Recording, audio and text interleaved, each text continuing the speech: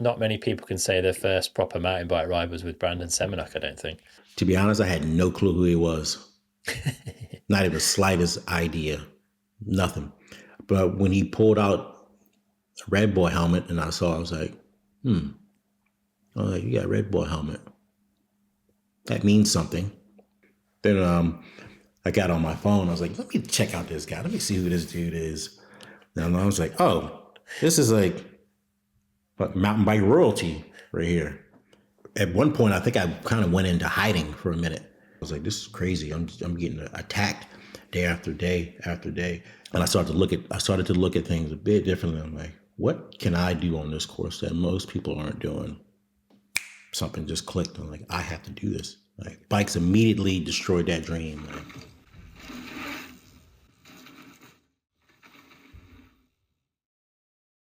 Brad Sims, welcome to the Downtime Podcast, man. How's things with you today? thanks for having me on. I'm doing well. Just got back from a long trip and, happy to be home. Good stuff. Yeah, it's always nice to get home, however fun it is to be away. And we're going to chat a lot about your background in this episode. But first, I saw some of the content that you put out from Colombia, which is where I think you've been recently. I saw you riding some insane, like, suspended bridge thing that looked like it was made of separate discs. Like, can you tell us a bit about that? What was going on there? Oh, that place. A lot of people sent me questions about the bridge, and we just randomly stumbled up into that place because I was out working on this POV video, and my friend Robert, they took me paragliding. Then his friend mentioned something about like a suspension bridge. I'm like, what are you talking about? And like, yeah, there's this bridge that's not far from here, and we go over there, and I said, hold on, before I waste my time going over there or waste our time, can you make a call? So they called over and said, hey, can he ride his bike across the bridge? I'm like, oh, I guess so, So we got over there, and they're big, like plastic discs. It looked like tops for like manhole cover. Yeah. And I think actually when I looked at it, I was a little nervous just because obviously I was tethered to these cables. So you can't fall off, but it's still actually really scary riding across. So yeah, they put this harness on me, and I walked across the first time just to see if I would have enough speed to make it across. And turns out like you did, but I had to switch up like what side to start first. And there's a bit of a language barrier. Like I do speak Spanish, but it's not great.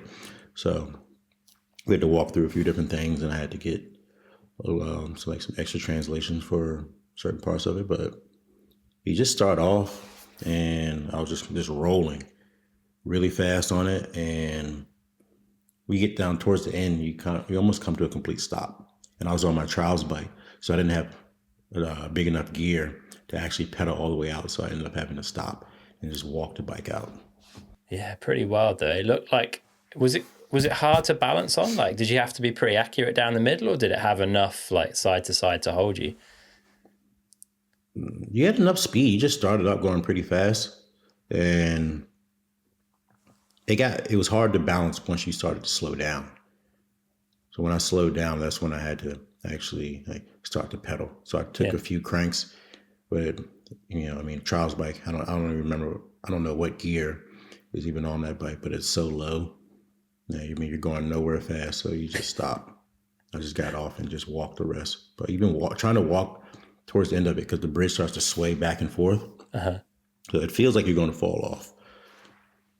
It makes for a pretty insane video. If people haven't checked that out, they definitely should.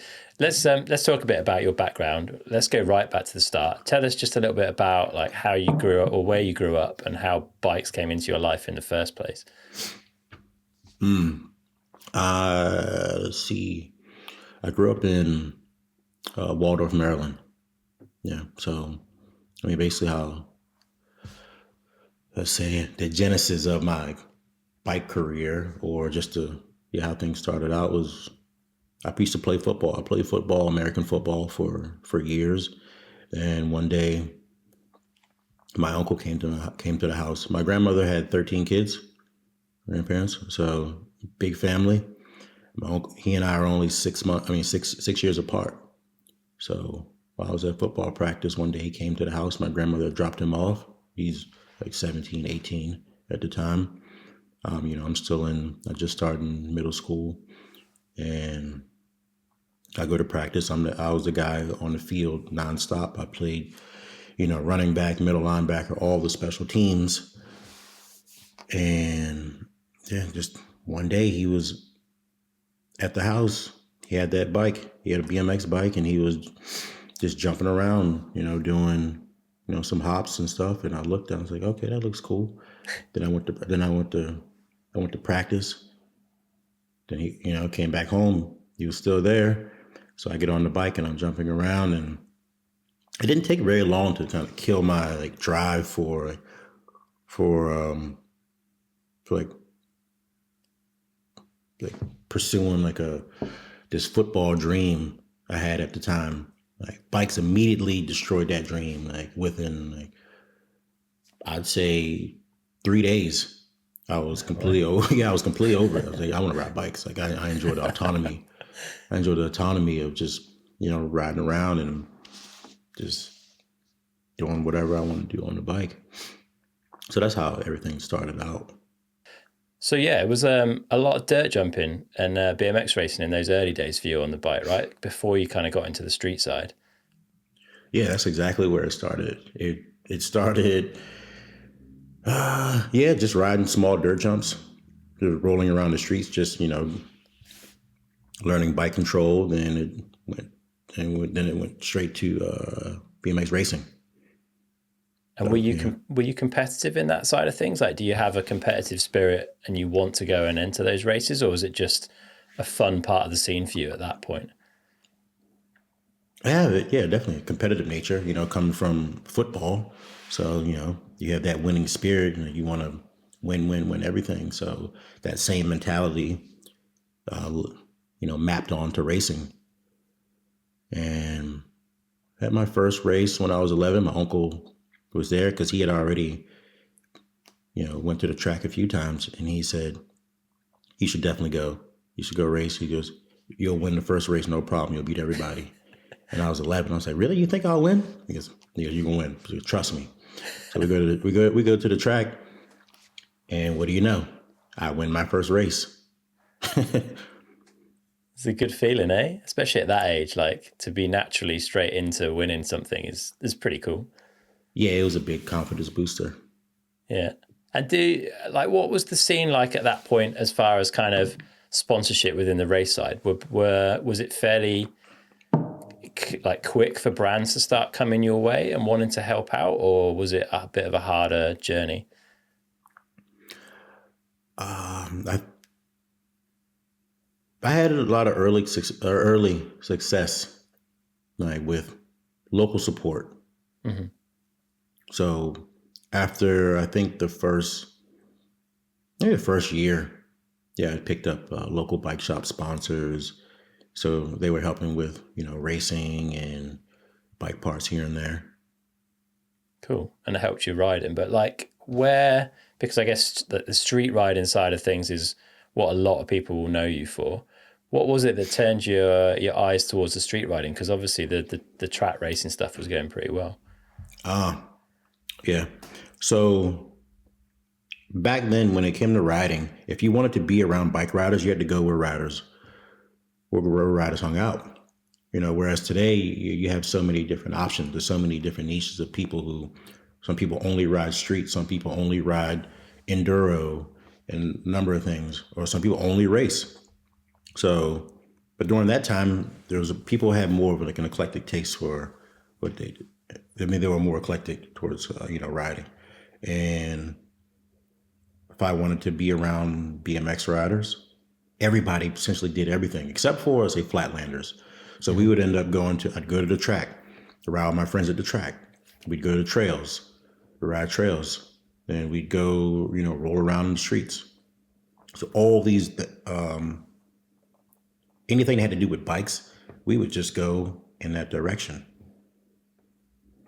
So you were just naturally, I guess, part of riding street alongside everything else that you were doing. It was always something. It wasn't a change in direction for you.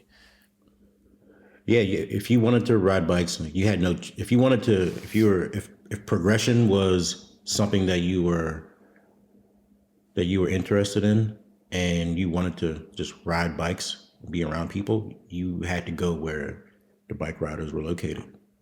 Yeah, fair. And I've heard you say in other interviews that if it wasn't for BMX, then life could have worked out pretty differently for you. And I think it was coming off the back of a challenging experience that you had a bit of a breakthrough with a shook video part. Is that right? What happened in that whole like part of your life? That part, yeah, that was during the time, like bit of a a roller coaster where I wasn't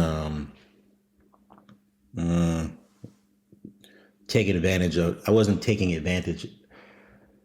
all advantages of the gifts that been given to me and the ones I've created for myself. And I started venturing down the wrong path a bit, but yeah, the shook part, I'd say that was by far my breakout moment. How did that happen? Like, how did the shook part come your way? During that time, I was riding for a company called Bulldog Bikes. And three friends of mine had already gone on a shook trip. So they were there on the trip, and I was sending them messages about it. Like, hey, what do you where are you all going on a trip? And told me where they're at. Told me they're hanging out with Chad Shackelford, who was the owner of Shook Interactive at the time. And I asked him, I said, hey, I was like, I don't know, depending on how the trip goes, like, would you mind, passing my name along? Tell him that I'd be interested in filming the part for him. And he said, yeah, I'll send him a message and let you know what he says. And yeah, he responded. Carson responded and said, yeah, he'll reach out to you. And I don't know how many months went by. I think it was like anywhere from like 3 to 5 months went by. Then he reached out to me about filming the video part. So I was like, yeah, I would love to. Because during that time, anybody who had filmed the video part with Chad and they were on Shook, that was their their breakout moment. Like anybody who had a part in Shook went pro. Like sponsors came after. Yeah, big time. So you picked up a team with a pretty healthy travel budget off the back of that video part. Is that right? Yeah. So after that video part came out, I was a nominee for Street Rider of the Year. I think I was like a nominee for a Rider of the Year or Video Part of the Year, one of those two. And I received a phone call from Matt Hoffman, which blew my mind because during that time I was working for this industrial marine company. So every day after work, I was waking up working from 6 to 3, and I would go down to my grandparents' house on my lunch break to go lift weights. I'm already doing this laborious job, and I'd go and lift weights and eat on my lunch break. Then I received a random call from Matt Hoffman. He's like, "Hey, Brad, this is it's Matt Hoffman." I'm like, Matt Hoffman? I'm like, really? Yeah, and he goes, yeah. I'm like, is this a joke? And he started talking. I was like, okay, this does sound like Matt Hoffman. I've watched interviews, and we started talking. He's like, yeah, I'd be honored to, have you ride for my company. That is an amazing, out of the blue as well. That must have been an incredible call to receive. You must have been stoked with that. I was, because I was kind of lost for words for saying, like, who, like, Matt Hoffman's really calling me right now? This doesn't seem like, I'm like, then I was like, how do you get my number? And you, like, obviously that's a huge door opening for you, loads of opportunities. Like I said, it came with a healthy travel budget, and you took to travel in a big way, I think. Like, was it something that you'd always wanted to do, to travel the world, or did it just feel right at that time? It wasn't something I always wanted to do. At first, there was a bit of curiosity there. Then just from all the things that were taking place during that time, it was also an outlet for me to escape those issues that were taking place at home. So I would use that as an excuse or not, or other just opportunities just to leave and to go do something else, just to get away.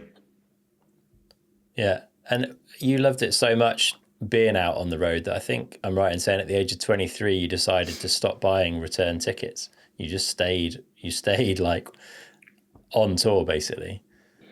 Yeah, I would do that because during that time, I wasn't earning much money, and so by me being on when I was on with Hoffman and Target, they would give me a per diem, so that I was living off that per diem each month. So I would go on as many trips as possible to go to different events, contests. I would use that per diem to just couch surf and meet riders around the world. Like I had already, my name was on the map, so people knew who I was at the time. So anytime I'd go to a contest, somebody would invite me to their country. Like I'd be in Germany, and people from Poland would walk up to me, hey man, we're from Poland. It would be an honor if you came to our country to ride. So I'd take them up on it. I'm like, okay, yeah, send me a message on MySpace or Facebook during that time. So I would take their name down and take a train over or fly over, mostly trains and buses during that time. And that's how like I created like a network of people and friends around the world like in my early 20s. Yeah, so you were a yes man basically. You said yes to all the opportunities that came your way, which was quite a few by the sounds of it. Oh, yeah. I don't think I said no to any travel opportunity back then. That's cool. That's a cool way to live. I'd love to feel like I could do that, but I think for me, like I'd be too nervous about things going wrong or that I'd end up staying with some kind of psychopath along the way. Were there any like sketchy moments in all that travel?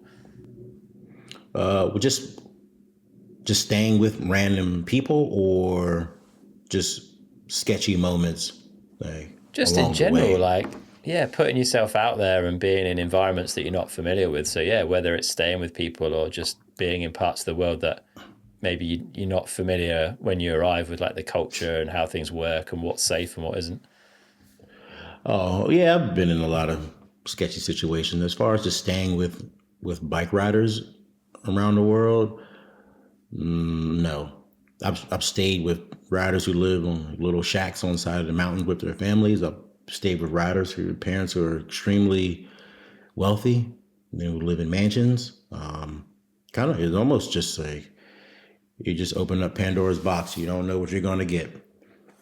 So, but I usually end up, I That's, say I'm a good, you know, I think I vetted most people, like I would say effectively, at least to the best of my ability back then.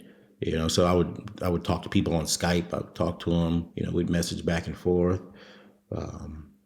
So that was the easiest way. But I think for the most part, you know, I think the majority of riders who I've come across have good intentions. So yeah, true. yeah, Most people are good people. yeah, that hasn't really been an issue. Anybody's really trying to like, get over on me. I think the most uncomfortable situations come up when sometimes you may stay with people or riders and they think that what they see on videos is how you are 24/7. And they don't realize that some of that riding is more of an act. It's not what you do on a day-to-day basis. Some of it is for some people, but I would say for me, so they have those expectations like, okay, well, you're coming to hang out with me, so I expect you to perform. Yeah, yeah, to be the Brad Sims that we know from all the video parts. That's Yeah. quite tough, I guess. Were most people appreciative of seeing the real Brad though, like getting to know you as a person rather than just a rider from those parts? Right. And that's how I would vet people, judging on how they interact with me, like on first impression. Like the riders who would come up to me, even though let's say if they were excited and you know big fans, that was cool. But it was more how they conducted themselves around me within like the first 20 or 30 minutes. Like we do a jam, and if Mm-hmm. there's a rider around me, or some of them do invite me to go places, and the only thing they ask me about is to do tricks nonstop, 24/7. But then there's the other riders who may come up to me and like, hey man, yeah, we're happy that you're here, and everybody's excited to see you. But after the jam's over, would you like to go grab some food? Come hang out a bit. And the riders who made that offer are the ones who I'm still friends with today. And Yeah. there's some that came back around where they were still, they were like starstruck, but then I met them, later on, and they kind of like all of that toned down a bit, and they actually have become like good friends of mine nowadays. So I've made friends like around the world. So it's been a interesting process. Yeah, it's incredible. And you visited some pretty kind of off-piste places as well. Am I right in thinking you had some visa issues at one point between, was it Kyrgyzstan and Kazakhstan, and got stuck for a period of time? Yeah. This was, man, when was this? 2000. I want to say maybe 2017. Yeah. Mm-hmm. There was a distro in Almaty, Kazakhstan. They were back when I was riding for a BMX parts company called Merit, and I was also living in Poland at that time. So while I was there, the company reached out to me. So that TM from Merit, he said, like, "Hey, there's people in Kazakhstan. They want to host you." I'm like, really? I'm like, well, Kazakhstan's been on my list for years because I watched this video called The Stands. It was a skate video. And I was like, okay, well, let me put those countries on my list of places to go, right? So I received this message from the guy. He's like, yeah, just go to the embassy, the Kazakh embassy, get a visa. We'll pay for it. We'll fly you out. And I take the train to, where was I? I think I was in Poznan. I go to Poznan, go there, go to the embassy. The guy inside was one of the most unfriendly counselors that you could ever meet. And I walked in, hello, how are you? And he's like, why do you want to go to Kazakhstan? Show me your passport. Who invited you? Wow. I'm like, man, okay. So I show him my passport. I give him the number of the guy who invited me. He immediately calls him. I thought, it was just maybe a reference, but he's like, show me the number. Boom, boom, boom, boom. Dials the phone. Let me dials his number. Calls him up. They're speaking in Russian. I'm like, damn, this is serious. He's like, okay, come back in 4 days, get your visa. I paid, I think it was $200, paid $200 for the visa. Came back, picked up my passport, flew there, show up. Everybody picks me up. Everybody's super, hospitable and, nice. All the trimmings that go along with, when you first meet somebody. And they put me in a little hotel.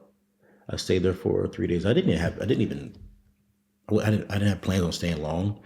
And I think the trip was supposed to be for about a week. Uh-huh.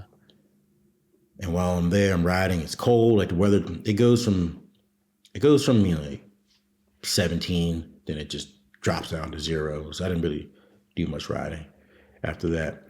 Then three riders from Kyrgyzstan. They were already there. Kirill, whom I'm still friends with today. He now lives in Cyprus, but he sends me. They start talking to me. None of them speak English, and just from the time that I was living in Poland, I could understand a lot of the language that was being communicated with them. Yeah. So we'd go back and forth, talking a little bit, and I would use the Polish I knew to try to, manage conversations, and mostly BMX conversation, which is do a trick, this trick 360, blah, blah, blah. And I asked the guy at the time, the distributor, I said, hey, is it possible for me to go to Kyrgyzstan and return, even though I only have a single entry visa? And he says, yeah, it shouldn't be a problem. So I get online, I'm checking, I'm looking at everything. Like, will this actually work? So I was like, okay, I'll be back in a couple of days because I know I have, a flight back to Poland. I take I leave with those three riders. We go over to Kyrgyzstan to Bishkek. Bishkek, Almaty and Bishkek are like 3.5, 4 hours apart. It's not even that far. And I get there and I just was blown away by all the architecture, all the street that was there. So I filmed a video. I was like, you know what, I'm gonna film a video. One of the guys there had a camera. I was like, you know what, I'll just film this video and do all this before Christmas. So while they're filming, I don't know what happened. Oh yeah, so I finished filming, done everything, and I packed my things the next day, and I get ready to. And while I was, I packed my things. Then I take the bus back to the border. I have my bike, all my luggage. So I'm walking to the border, and the immigration officer looks at me and goes, just starts waving his finger. He goes, "All right, well, what's wrong?" He goes, "You have a single entry visa." And I immediately just put my chin in my chest. I'm like, man, this is not good. I was like, how am I going to get back across? And he looked at me and he started rubbing his fingers. Just went, money. I was like, I don't have any money for this. And at that time I was super broke. I had no money. All that was covered by the distributor. So I turn around, I call my friend and say, hey man, I can't re-enter the country. He's like, he said, just pay the money. When you get here, I'll give it to you. I was like, I can't. I was like, I don't have any money for a visa. What do you want me to do? Then the guy quit answering all my phone calls, all messages, just wouldn't respond anymore. No way. So I go back to this guy, it was William. It was actually he had another friend. He actually spoke English. So I told them the whole problem. Then I went and stayed with Curiel and his family. So I ended up staying with him and his family for a whole month until I got paid. I received my payment and everything from one of my sponsors. But I stayed with him for a whole month, and it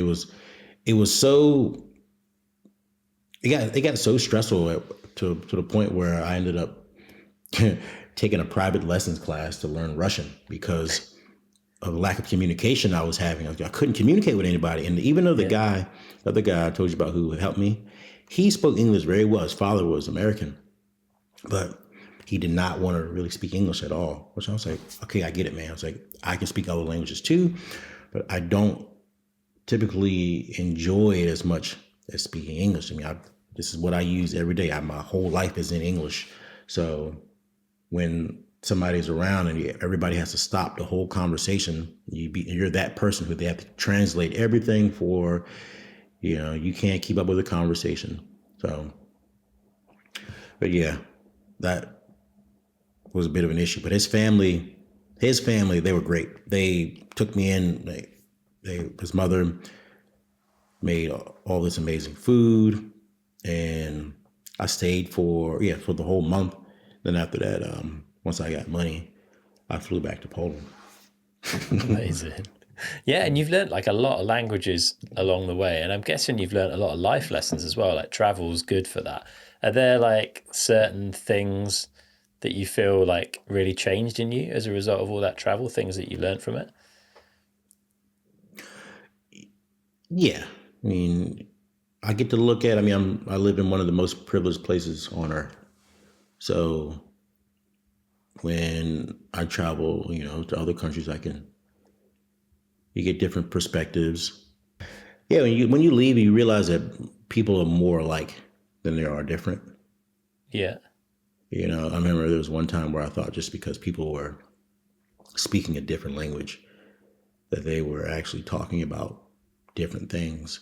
Then I started learning languages and I realized that people talk about the same stuff everywhere. It's not like it's the same politics, the same food and greetings. You know, there might be different euphemisms and other things to go along with it, but they're talking about the same stuff. Yeah. Yeah, definitely. And everyone's pretty welcoming on the whole, I think. Like, if you're willing to make that bit of effort, like you've done with the languages and stuff, like people will welcome you in with open arms. Yeah, for sure. Yep. Even if you don't know the language, that's why when I hear people say that, the first thing they're like, oh, these people are so nice, they're so nice. Like, where do you go where people really aren't nice at all? You know, even if Yeah, there's, true. I've never been anywhere where nobody was nice. You know, you see arrogance, but as far as just people just being completely unfriendly, you don't meet anybody nice. Like, that has that has that hasn't existed for me.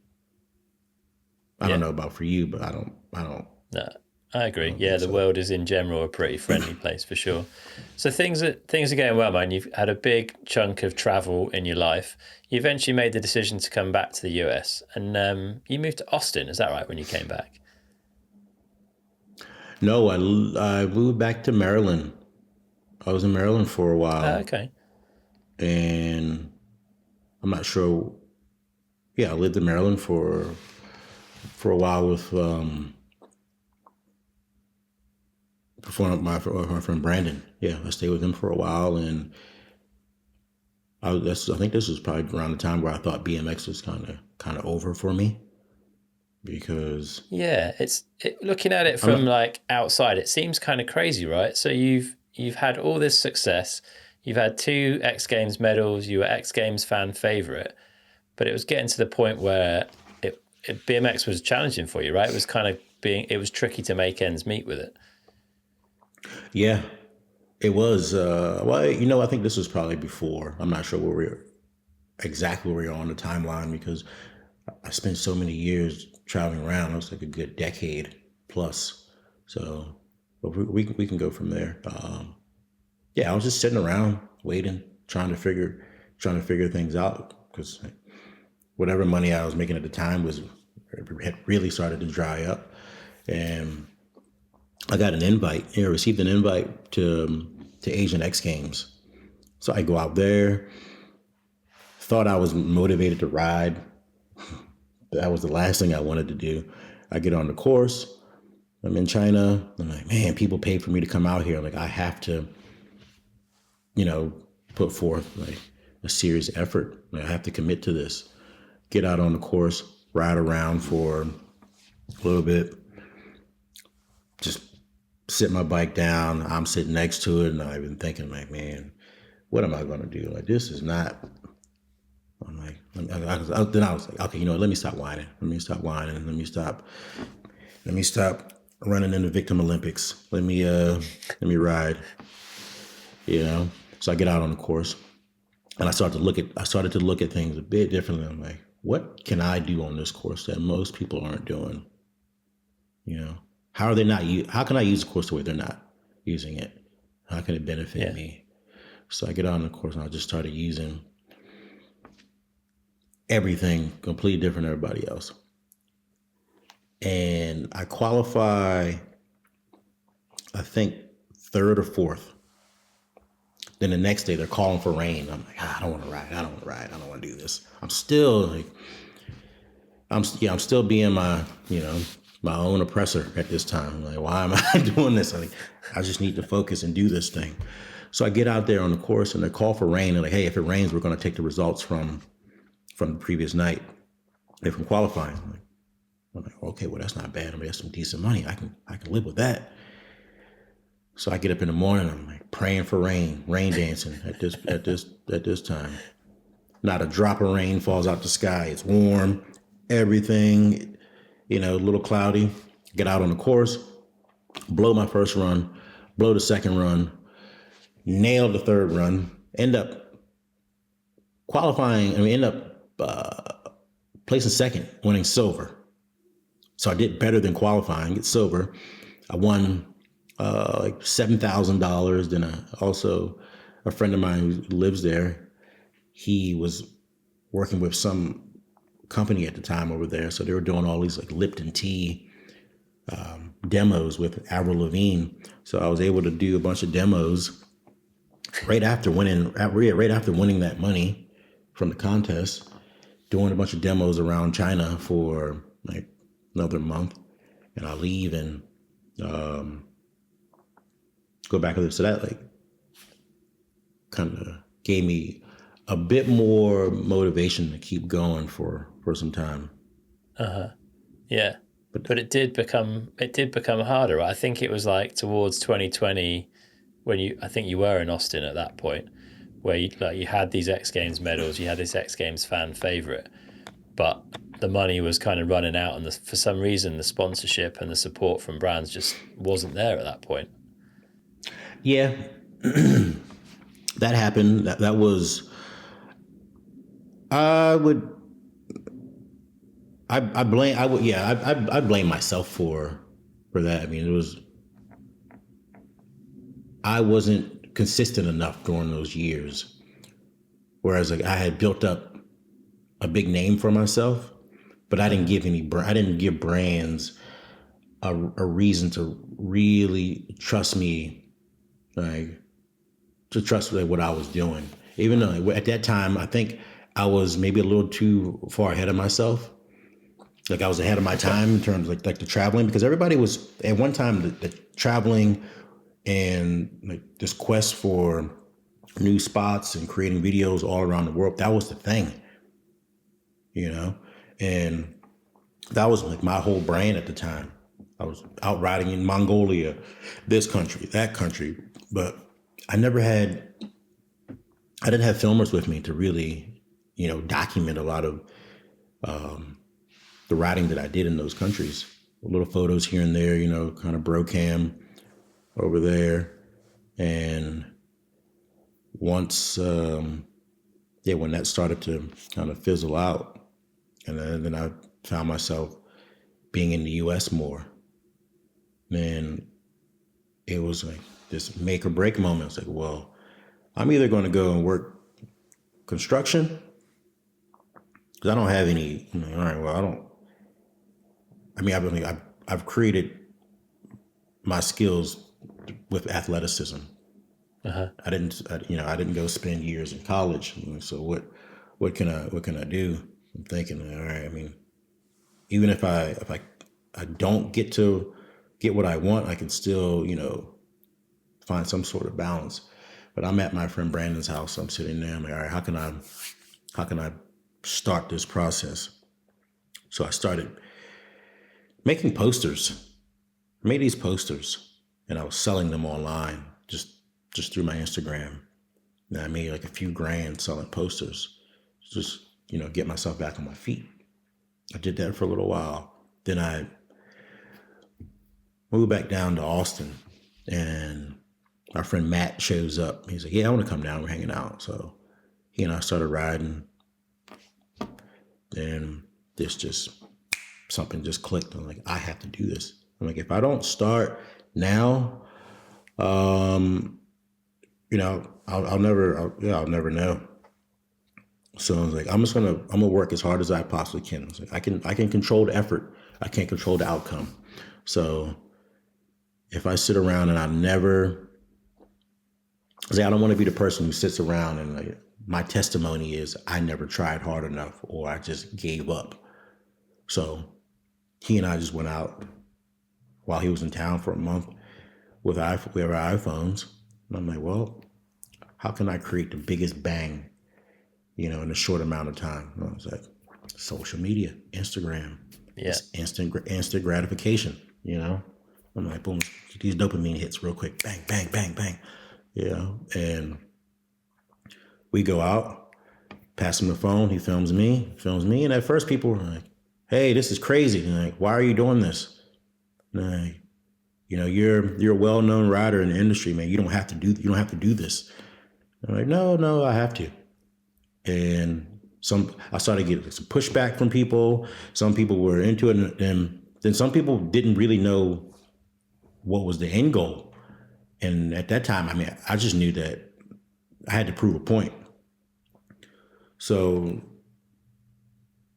during that process, people were like, we don't know how long this is going to keep going, but it's cool to see. You know, I'm like, well, don't worry about when it's going to stop, because the train is fueled up and it's going. Like, nothing's going to stop this train right now. Like, it's going.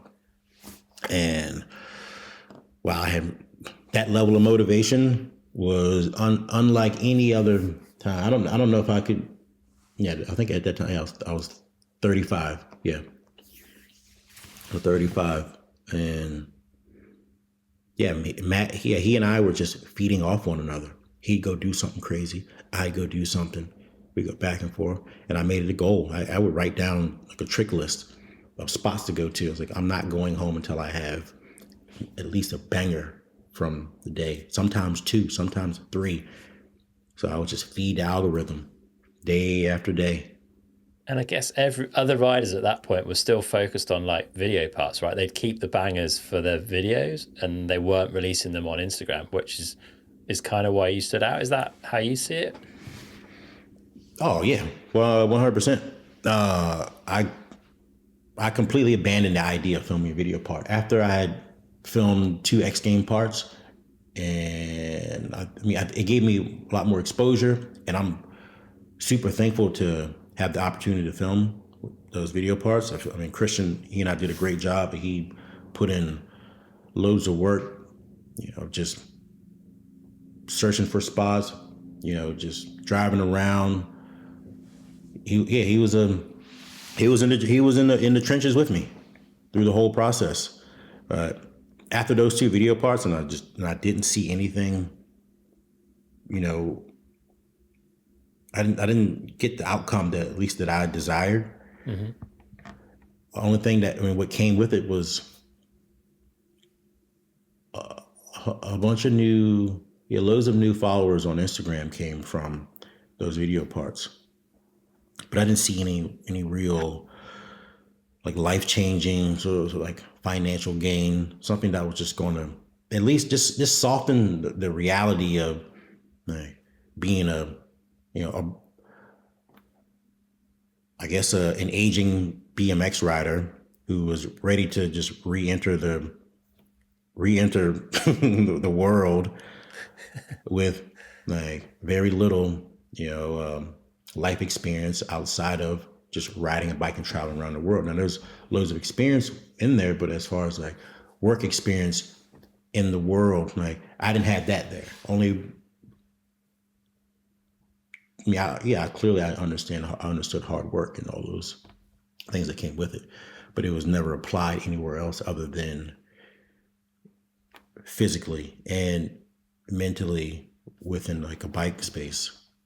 Yeah, that makes total sense. And that Instagram bangers approach, like it properly took off. You got traction with it pretty quickly. I think Instagram actually ran one of your clips on their account, which is pretty insane. It was a cool response. Yeah, it happened, I would say, after a few weeks. Stuff didn't happen instantaneously, but the traction started. That's when people really started to pay attention more, and my following started to increase, just daily. So I'd say after like 4 months of doing that, that's when there were people watching me who I had no clue about. I didn't know like the top mountain bikers in the world were paying attention to me. I didn't know that like famous celebrities and rappers and stuff were watching my page, because that's how much it was. That's where the footage was going. So I'm like, well, I can just do this. This is like, maybe this is the new thing, And I mean, everybody's locked in their house. We have a crisis. You have COVID going on, and I was like, well. There's a famous saying, never waste a good crisis. So people were sitting home, they're on their phones. watching the phone. Like I'm in Texas. Texas is one of the states where, you know, Texas, you know, Texas wasn't locked down very long.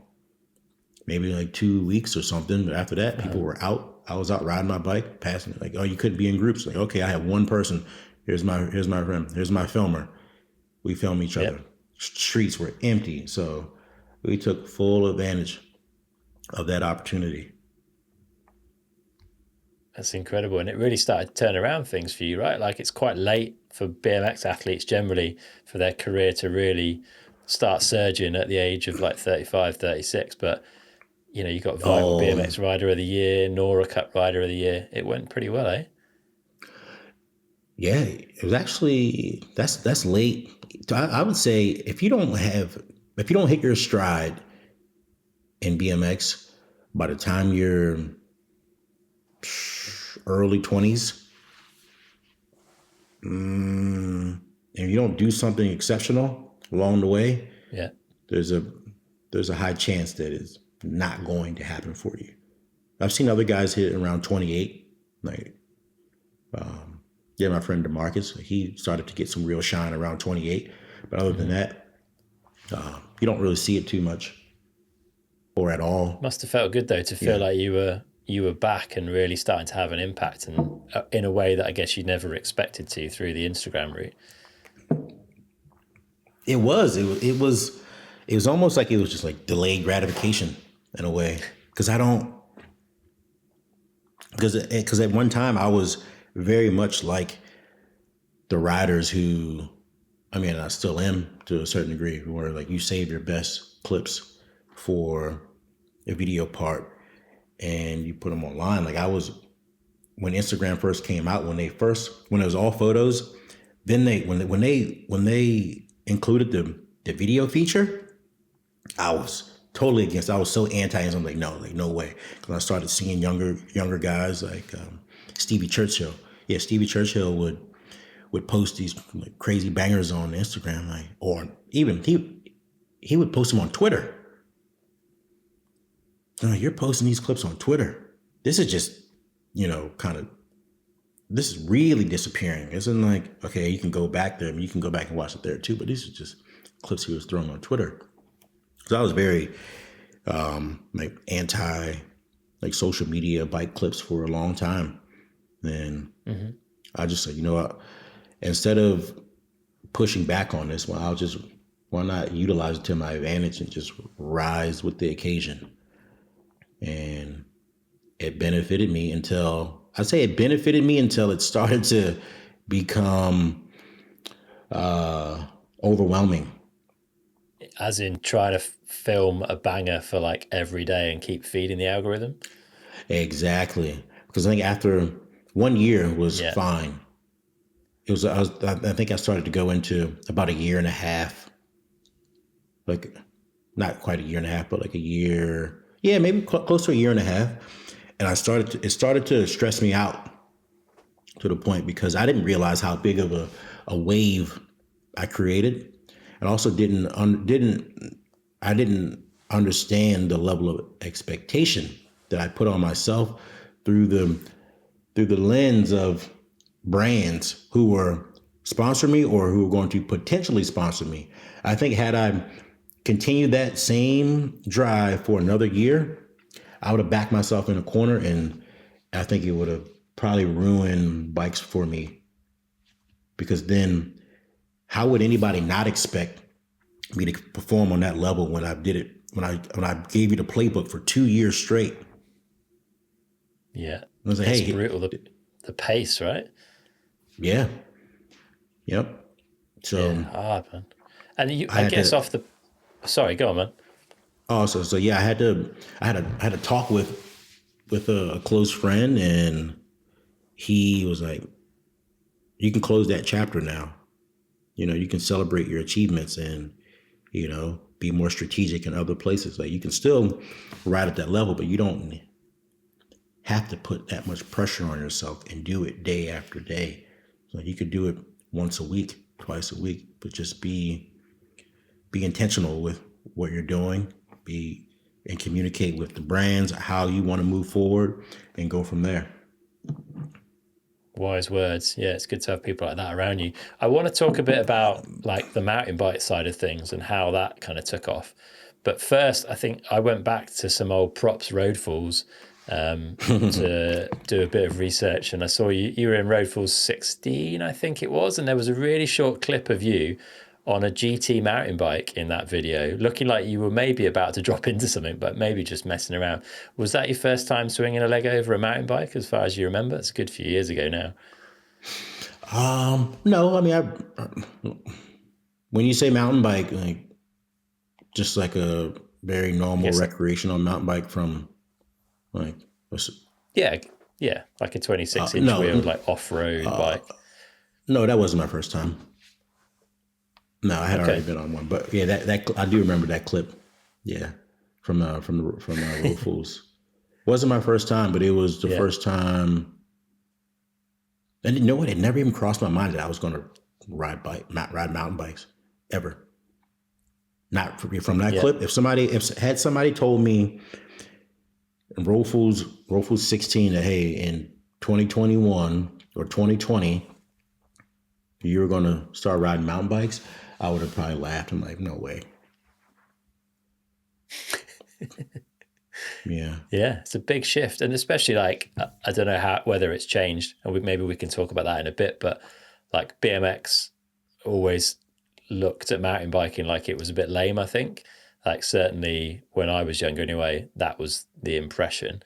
But let's talk a bit about how you got into mountain bike more recently and more seriously. Because were you shooting your X Games part and had a bit of a break from filming? Tell us that story, because it involved. I think Brandon Semenuk. Yeah, I was out riding. I was hanging out with Christian. Let's see, I was with Christian.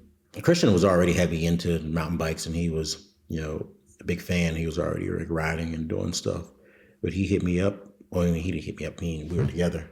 So I was so banged up from filming and falling down like the day before, I needed some sort of break. I needed to get my mind away from concrete and steel. And he said, hey, man, I don't know if you want to take a break for a day or whatever, but you want to go ride mountain bikes? I'm like, what kind of mountain biking? Like, he's like, there's a spot over in Santa Cruz, like these jumps. He's Brandon and Logan Pete and the other guys, they have a bunch of bikes. They have enough mountain bikes for all of us. I think Corey Martinez is with us too. So it was Christian, Corey, Brandon, Logan, all of them. And I forget the other guy's name. So yeah, we show up and you get to the house and they have all these bikes. Brandon has 2 bikes or 3 bikes or 4 bikes or something. And the other dudes, they have bikes. So Christian's on one bike, Brandon's on his e-bike at the time. Corey's on a bike, and I'm on this other kind of clapped out, downhill bike. But we get there. I hadn't ridden trails in a while. I'm like, I was like, whatever. I haven't ridden trails in probably 2-3 years. I know how to jump. It shouldn't be an issue. We get there, and the first jump is like a big table. It's pretty long. I don't know, probably 3-4 meters long. I'm like, I'm like, well, I don't know if I've hit a jump that big before on my BMX bike. How's this going to feel? So Brandon leads us down the trail. I'm like, all right, well, here we go. Hit the first jump, cleared, no problem. Do like a little, tweaking my bike around, go around some little turns, hit a few jumps, and get down to the bottom. I'm like, oh my God, that was incredible. And I'm like, why haven't I been doing this?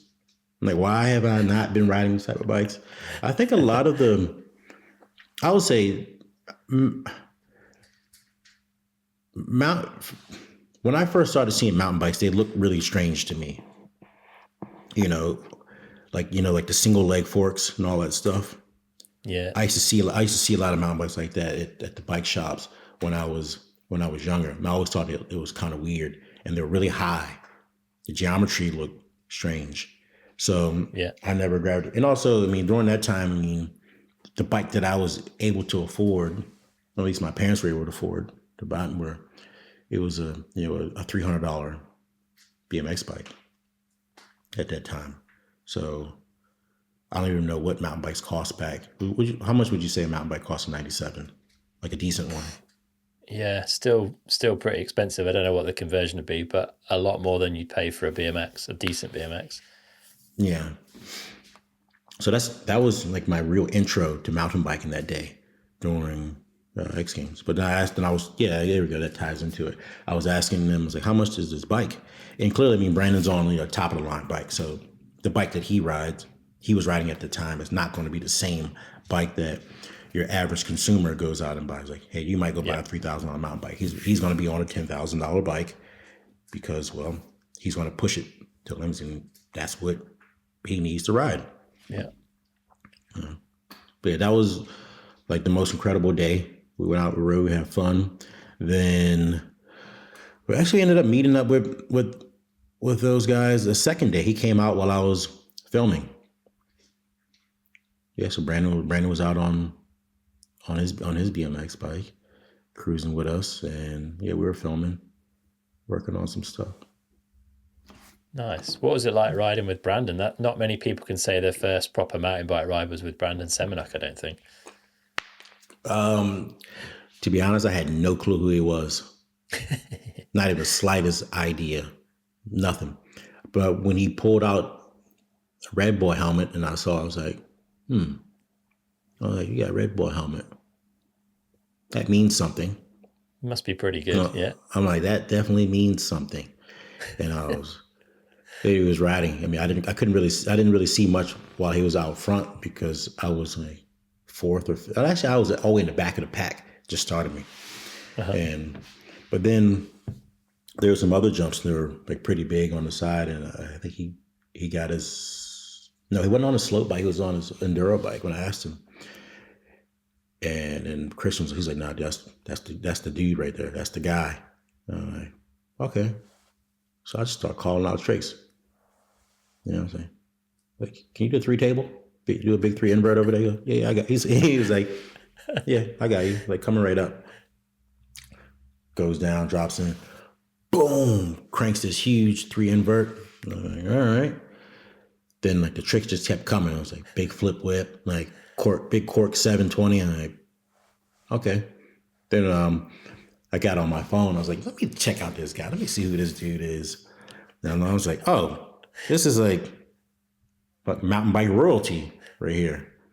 You know? So yeah, that was my intro to Brandon, Logan Pete, and those guys there. But it was, I'd say if I had if that was, I think that was the best impression of mountain biking I could have ever wished for. You know? Definitely. Yeah, that's a good It didn't involve climbing. You know, it didn't involve climbing or any sort of it catered to the type of riding that I want to do, or I think what most BMX riders want to do. So it was perfect. Yeah, so I think a good introduction. Usually when I'm with other BMX riders and they want to, or they're thinking about doing it, I'll take them somewhere fun. Like, we're gonna go somewhere. I'm not going to take you somewhere where we have to go climbing first. So I think for most people, it'll ruin your experience. You go do some brutal climb, and that's the whole day. Like, we'll take you to a really good bike park. We'll do that. Then once you understand like what the bike is capable of doing and what you can do, then we can get into the more rugged kind of rural areas where you have to do some climbing and get to like different spots. But I think the very first intro most people should have, if they have this sort of background, is to go to a park first. Yeah, for sure. Show them the fun side of it before the sweating. So how do you get from there then to deciding to like make mountain bike part of your focus as a professional athlete? I mean, honestly, I didn't really give it any thought because I didn't know it would even be possible to catch some sort of traction from a mountain bike brand, you know, just for riding. Then I saw Nigel sponsored by Specialized. So I thought he was just riding around on the Specialized. I was just part of what he had, part of his agreement with them. I was like, well, okay, so well, maybe I can do the same thing with a brand. Maybe they'll make me a BMX frame, and I'll eventually start riding mountain bikes and go from there. I'll be able to do both. And let me see what happened. So I started talking to 510.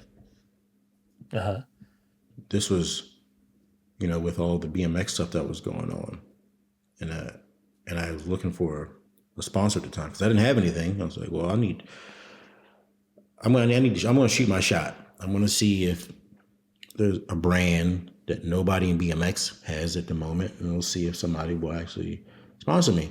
And I saw a video, it was Tommy G. He's riding, and I see Adidas, and I'm like, Adidas 510, like, what is that? So we had been talking a bit, so I reached out to him and I asked him for a contact, which I don't usually like doing, but I asked him for a contact and he said, yeah, here's the person. You can reach out. So I reached out, sent a message. We sent a little email and back and forth. And okay, yeah, we'll send you some shoes. Product. See how you like it. And the second I put the shoes on, mountain bikers started to notice. And this is, like I said, this is still before I realized. This is still before I knew a lot of mountain bikers were watching me. Then I started talking more, and I popped the question, like, is it possible, like, you all have any interest in sponsoring a BMX rider? And I see loads of people asking me about the shoes, and I was like, at this point, like, you don't have anybody. I was like, I can do this myself. I was like, I don't think you need a full BMX team at the moment, but I said I could be the first rider to be on there and get the ball moving. Then later on, we can build from there. And I'm like, well, we can see that, but at the moment, I think you might want to entertain some other brands. And I'm like, damn, I don't know if that's going to be good. But I think it was just more like a vetting process, to see how serious I was, how dedicated I was going to be to really, partnering up with a brand and I think another like 3 or 4 months went by and I was still kind of unsure. And then finally sent another email. I was like, whatever. I was on a BMX trip, and I'm like, I'm going to send another email right now. Like, I got it I have this mindset. I'm like, they're going to sponsor me. I'm like, why not? Like, why would they not? Like, I'm like, you're going to sponsor me. Like, yeah, you are. So I sent one more email, and TM at the time responded. She's like, okay, what do you need to make this happen? I'm like, that's what I'm talking about. Like, I knew it. Nice. And I was like, footwear and apparel. I was like, we can do, I think that would really get the ball moved for me. It would change my situation. And we talked for a little bit. Even at that time, it was like another 6 months before it really came to fruition. So, actually, that was exactly 6 months. Yep, it's anywhere from 6 to 5. And finally got a contract. It's signed, and that was. I made that announcement for 510, and people went crazy. It was like, I remember that post, and there was like over 1,000 comments, and people they're like, finally, like, well deserved, and all this and blah blah blah. And then I started talking to Maxis. Maxis came right after that. But Maxis is also, they make BMX tires, and they make a zillion types of tires. So and Maxis came on board. They started talking to me. Then I started talking to my manager about mountain biking. He was like, yeah, you really want to ride mountain bikes? I'm like, yeah. I was like, I remember I had a really fun day out riding with Brandon and them. I was like, I think I could, at least have some sort of impact in mountain biking. Maybe change up some things. Let's let's see what we can do. And there was like 10. There were so many brands talking to me at one time. I think it was like 10, 12 different mountain bike brands. But Canyon That's awesome. came at me. They were the most enthusiastic. They were just, they were just right on the front line. Just they wanted everything, and I was say the most enthusiastic. The most. Whenever you think of like partnering with a brand and you talk with like brand managers and stuff, that's exactly what I think any person who's willing to partner with a brand, that's what they would want.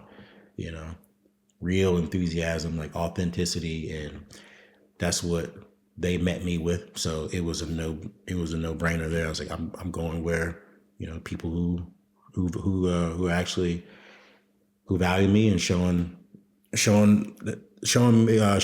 my worth. Yeah, that's amazing to hear, man. And like your background obviously is in BMX, so no suspension. I think you ride brakeless on BMX as well. Was it a big adjustment to get used to a mountain bike? Like, how did you find getting up to speed and getting tricks and things out that you were like happy with? Was it a big process, or did you take to it quite easily?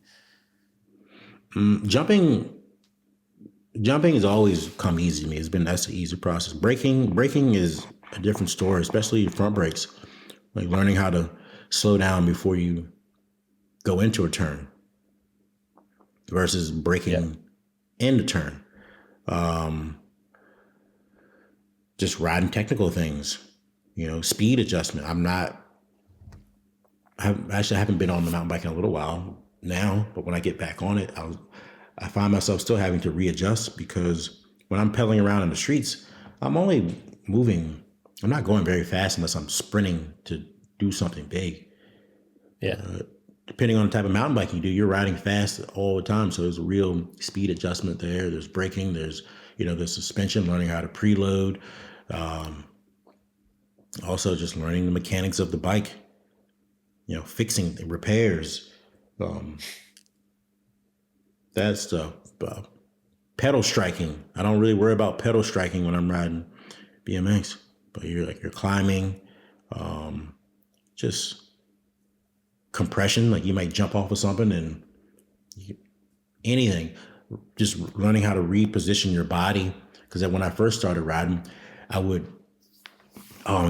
get so many tire burns on my ass from jumping because I'm so used to being on a smaller bike. And, you have a bigger wheel, so the wheelbase. There's a lot of things that are fast. The BMX is twitchy. Everything's twitchy, and there's no suspension. You are your own suspension. Mountain bike, you're moving faster, but when you start doing tricks, everything slows down. The tricks aren't as fast. You have to wait longer. The wheelbase. So whereas that's the huge adjustment for me. And now I'm riding multiple bikes. I ride the trials bike, BMX bike, mountain bike. It's always easy for me to go from the BMX to the bigger bike. The biggest challenge is going back to the BMX bike. Interesting, because it moves. Everything's happening faster. Yeah. You're known for this like powerful style, big moves on the BMX. Did you feel a pressure to bring like insane stuff straight away on a mountain bike? And how did you approach that? No, but I put that pressure on myself just because I wanted to have a meaningful like impact on what I was doing because I had no track record. Of riding a mountain bike. And obviously, there's going to be some pushback from people like, hey, you're a well-known BMX rider, but how do you just walk into the mountain bike industry and pick up the best deals in mountain biking? So I immediately... so that pressure's there, yeah.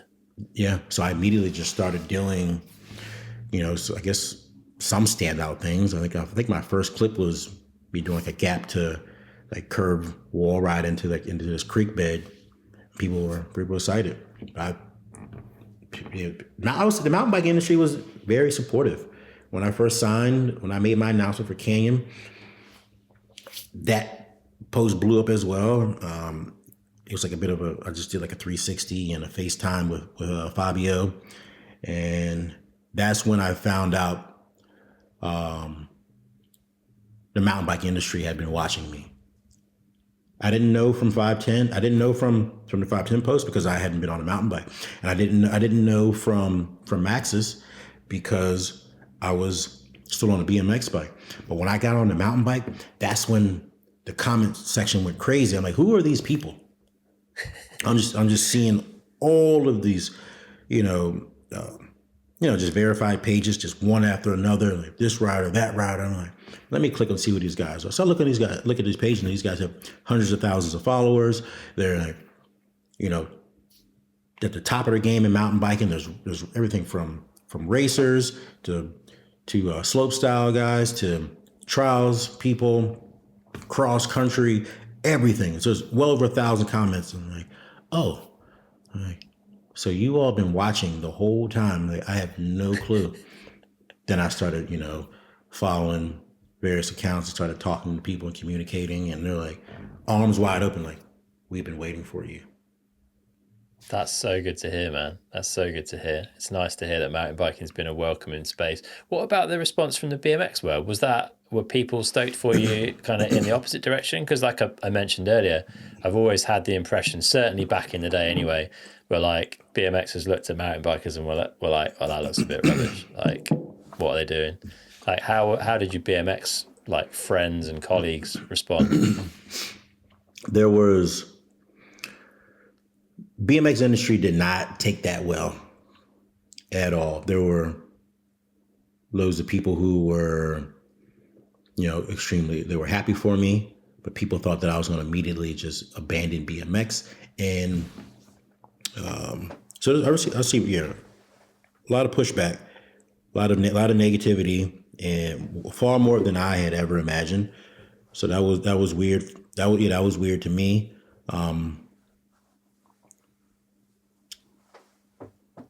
At one point, I think I kind of went into hiding for a minute. I didn't really want to be on Instagram for a little while. I was like, this is crazy. I'm getting attacked day after day after day.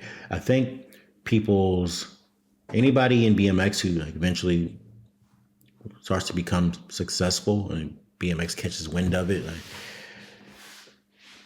there's some weird pushback and like, okay, this person's like actually like financially able to take care of themselves. You get meet with a lot of resistance. Uh-huh. And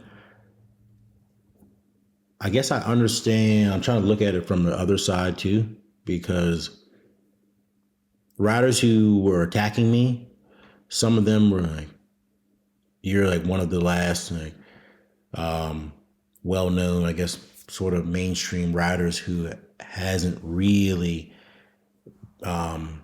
what they would say sold out, and because I was just riding. I'd post on Instagram. I was just doing my thing without having any real representation at the time. Mm-hmm. Then the biggest sponsors come knocking on my door, and I get them. And I pull back from some of the riding, but at what point? Like, how long do people think that I can continue to ride at that level? How long do you think that I want to ride at that level for my own personal enjoyment? I did a lot of stuff during that time that I wanted to do that I'd never just my style changed so much within like a 2-year time to where uh-huh. The stuff that I thought of doing, it was like, I have to get it out there. I got to change my life in some way. So, a lot of the resistance that I was met from brands. From riders. Some people left, some people there. I still receive it now. It's I could post 25 BMX clips back to back, then post one mountain bike video. Somebody will say, yeah, I'll be glad when you get back on the mountain bike. I'm like, I just posted 25 clips,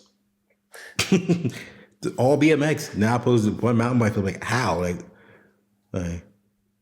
what do you mean? So I don't know. It's always, Yeah. I think it's like that. There are a lot of people who are really good at something and they might not check all the boxes, but like they're really good. And if it doesn't happen, then, they project, but it's the 1% with everything.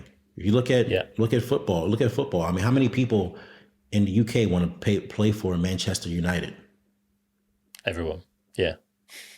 Yeah, I mean, how many people? Like, I was just in Latin America. All those kids down there, they want to be the next Messi, the next Cristiano Ronaldo.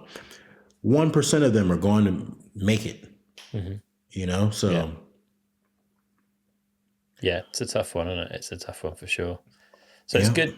It's good to hear that you've been welcomed into the mountain bike world. That's awesome.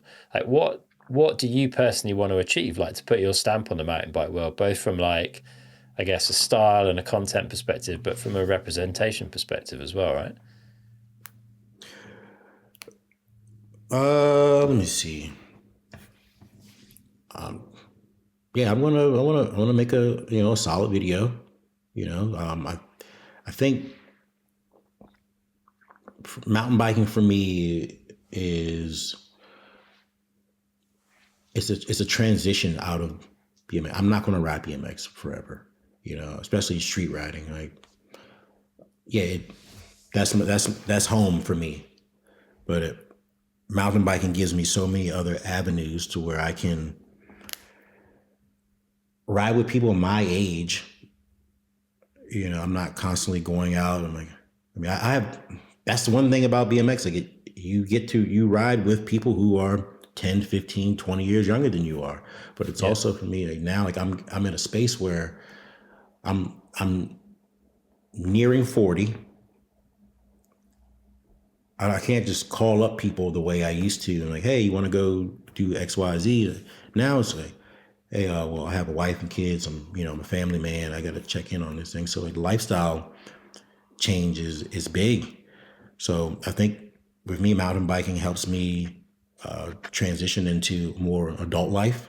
Like the riding I do, like the traveling. I do want to, push myself to make, more interesting content, and also just use mountain biking as a tool to help get more of my friends into it and show them, hey, you have other options other than just this one bike. Like, you can have fun on more than one bike, and it'll be cool. Like, you can go to the park over here. Like mountain bikers will high five you and say, hey, come ride this or whatever.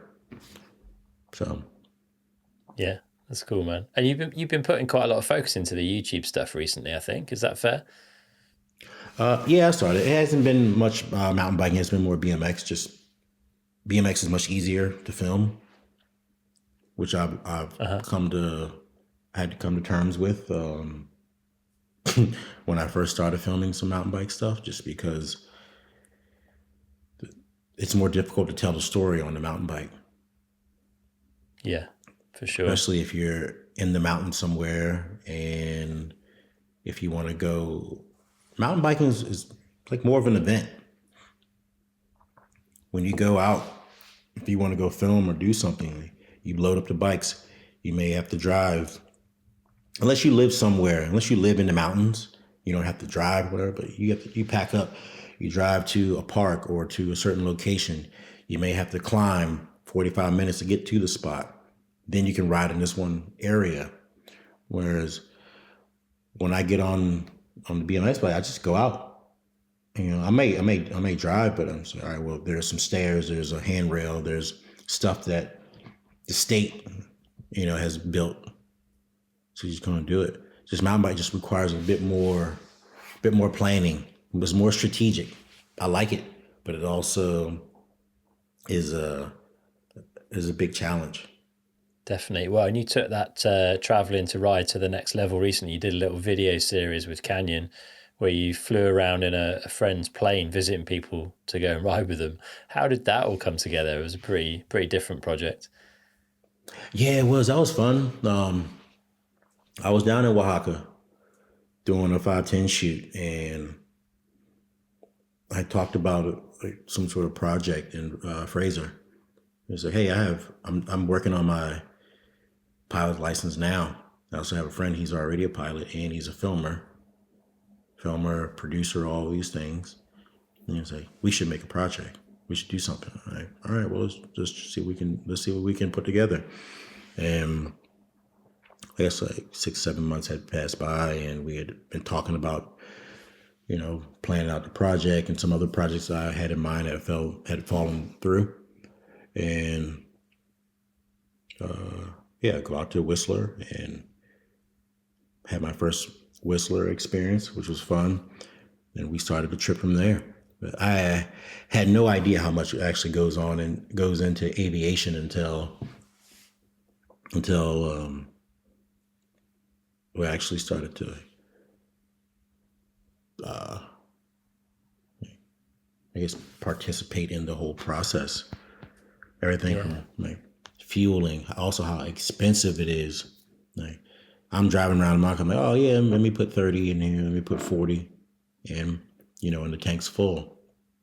He filled that plane and like, all right, well, we're going to stop here and like $800 right here. All right, 700 here, 900 here, and also just the number of safety checks that has to be done. It's I think people take for granted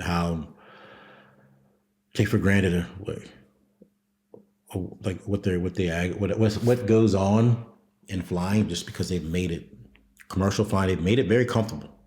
Yes, true. To the point where, I mean, people complain about things, but it's a lot of minor things like baggage or a person maybe being overweight and they're encroaching on their space or something. Obviously, those are annoying things. Maybe somebody is super obnoxious or a baby crying. Some things that you have no control over. Yeah, but for the most part, flying, it made it very comfortable. You sit there. I don't enjoy flying all that much, but after flying private in Mike's plane and looking at all the things that he has to do in order to keep me safe, the least I can do is just kind of sit there and keep my mouth closed. You've got a new appreciation for air travel. Yeah, right? You're not doing anything. Anybody, if you're really flying, you're sitting there, cool. If you can afford to upgrade, you can be in economy plus or business class, even better. Like it's great up there. Economy, flying economy is not really fun. You're cramped up. But if I had the responsibilities of a pilot or co-pilot, I'd choose to be back there. I actually thought about getting like a PPL, and I was like, I don't want that responsibility. Yeah, it's a big deal. Eh? Oh, I see people losing their minds in the airport. And I'm still surprised that even like some of the most frequent flyers, they still have the same behavior in the airport, especially like around baggage. People who crowd around the carousel. I'm like, do you realize if you back up 10 feet, everybody can see their bag, and you can walk up one at a time and grab your luggage. Like standing on the carousel isn't going to make your bags come out any faster. All you're doing is preventing other people from seeing their bags because you're selfish. Yeah, it never changes, man. It never changes. As part of that trip in the plane, you rode with Jesse Malamed, who's a listener favorite on the podcast. How was that? Like one of the fastest enduro riders on the planet, in his home turf as well. I think you rode in the Whistler area. Like, what was it like riding with Jesse? Oh, Jesse's incredible. I had briefly learned about him because he on Canyon and we share some of the same sponsors, but I didn't realize. I just had no idea. Like, I don't know how good Jesse is. I know he's on the team, and he's enduro guy. I was like, he must be good. But just by somebody telling you that another person is good doesn't translate, thoroughly until I started to ride with him. And I was like, all right, this guy's the real deal. So yeah, we're just riding. We're taking some laps, going through certain parts. And there was this one trail where I had a pretty nasty crash. It wasn't that bad. I just kind of tumbled over. But Jesse, because it's his home turf. I went through there, then I watched him go through, and I was like, how did you do that? Just full on, he was, whatever he did through there, it was something that I don't know how to do yet, but it was great to see. Yeah, it's amazing to have those opportunities, man. Have you ridden or had the chance to ride with any of the other canyon riders? You got Sam Pilgrim, Fabio Widmer, Chaos Seagrave. Like, there's some insane talent and lots of different styles and approaches across the canyon team these days. Yeah, I haven't ridden with Fabio. I've met him a few times. I've ridden with Gabriel. The day we did did a cane collective, and we were all just kind of cruising around. Same with Sam, but we actually haven't had a proper riding session together. But I have ridden with, I think, most of the people on the team, or at least I've had conversation with them. Yeah, it's a talented bunch. It'd be nice to see you all together putting an edit out or something. But yeah, man. So what does the future hold for you on a mountain bike? Do you think? Like, it feels like you're going to be spending more time in the future on a mountain bike as you kind of get more and more familiar with it. Like, other than getting some good video stuff out there, are there certain things that you want to see happen or want to do? Yeah, there's big projects and stuff that I want to do. I would say in the next few years, I think I will be predominantly riding mountain bikes. I'd say within, unless somebody makes another BMX frame, but I would say I'll be 39 this year. Wow. So I don't know. I'd probably give it another 2 years before I become a full-time mountain biker. Yeah, it would be good to see more of you on a mountain bike, man. It's awesome to watch. Not that I don't like seeing the BMX stuff as well, but yeah, it's cool to see what you bring to mountain biking. We're getting close to the end of our time. We've got final 4 questions that we've asked pretty much everyone over the years. So we'll hit up those. The first one, if our listeners had £150, which is about $190 at the moment, to improve their performance on a mountain bike, what would you recommend they go and spend it on? What would be important to you for that money? $190. Yeah, not a huge amount. Ooh. What can you buy on a mountain bike for $190? Yeah, not that much. Not much. I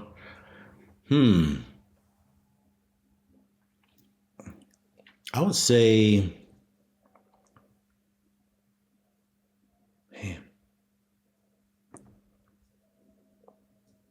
maybe bars.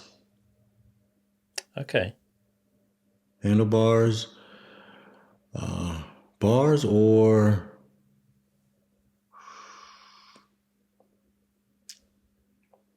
I guess bars and tires.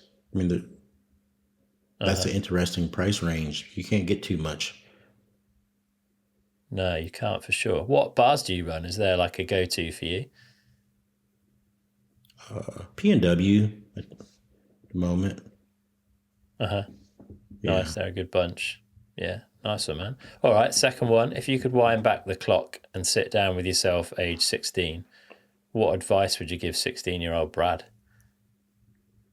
16-year-old Brad, don't be a knucklehead and get in trouble and derail your life.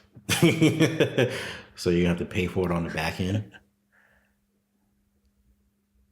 Fair play. Do you feel like that early phase was like what delayed your success in BMX, or? No, just not having no real structure.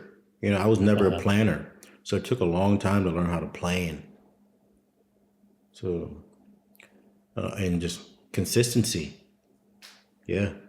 Yeah, fair. Yeah, For sure. All right, third one. If you could have a coaching session from anyone, past or present, who would it be and what would you want to learn from them? It doesn't have to be someone in the mountain bike space. It can be anyone from anywhere. Coaching session. Probably Thomas Sowell. Yeah, Okay. he's yeah, like economist writer.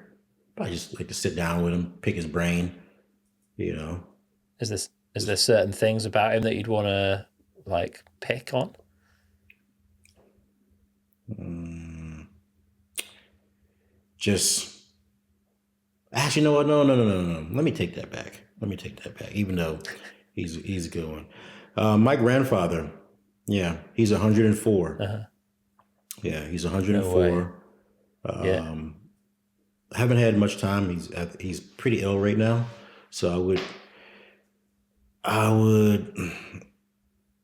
It would be nice to have a long conversation with him, just just about his life experience and how he was able to just to keep going forward. Yeah, I mean, yeah, he's 104. He's in the hospital right now. I'm not sure how long he's going to be with us, but that would be yeah, I think that would be the biggest one for me. Yeah. You can't get to 104 and not have learned some pretty powerful lessons. So I bet you'd have some good stuff to share with you for sure, man. All Yes. right. Last one. What do you do every day that you feel benefits you? Eat food. No, I'm joking. What I do every day that benefits me. Let's see. I think probably read something every day. So I try to start my day with something positive because Hmm. it's so easy. Because it's so easy to gravitate towards like all the taboo and the negative things. So I try to start each day with something positive, and I'm gonna go from there. Nice. Not always Whether easy to whether find positive stuff. Like if you go to the news, you're pretty much guaranteed to find negativity. yeah. So I try. I look. Yeah, I look for something positive. Then that way because usually I wake up on neutral ground, and I don't get too overly hyped over anything. Especially like Uh-huh. I try to manage my expectations for the day or for when I'm doing anything. Because let's say my default, like my mood is probably sitting around a 6.5, some out of 10. I'm a little above average there. Yeah. So I like to kind of hang out there. At least I do my best to stay in that realm. That way, when certain things happen, whether it be good or bad, how I respond to it is going to be where that meter shifts. So when I go somewhere, like I'm riding with certain people, they're super hyped, like, oh, this is going to be so awesome, this is going to be really good. Then they get to the spot and it sucks. That's why I keep myself right here. So when I go there, let's say if it is Uh-huh. bad, it doesn't change. I'm like, okay, cool, whatever. They're down. They're bummed because the spot is rubbish. So, but then we go somewhere, and if the spot's really good, then I can rise with it. I So, like it. I think that's kind of how I kind of keep I guess my mood or my day in Yeah. check, or what I do to something I do that benefits me daily. For sure, man. That makes a lot of sense. Nice one, man. Well, it has been super interesting finding out a bit more about you. It's been exciting seeing what you're adding to mountain biking already, and I'm looking forward to seeing plenty more from you. If people want to keep up to speed and follow you, if they don't already, where should they be looking? I'd say, yeah, Instagram, YouTube, TikTok, Threads, all the Facebook, all the social media outlets that are currently here. So, but yeah, thank Nice you. I one. appreciate you having me on here, and hopefully we'll cross paths in either in the UK or somewhere in Europe. Definitely, man. Yeah, it'd be nice to sit down in person and do one of these in the future when you've spent a bit more time on the mountain bike and we've got, yeah, face to face is always a bit better than online. But thanks, man. Appreciate you taking the time. All the best for the future. And yeah, we'll chat again soon, hopefully. Yeah, thank you. Appreciate it. You have a good one.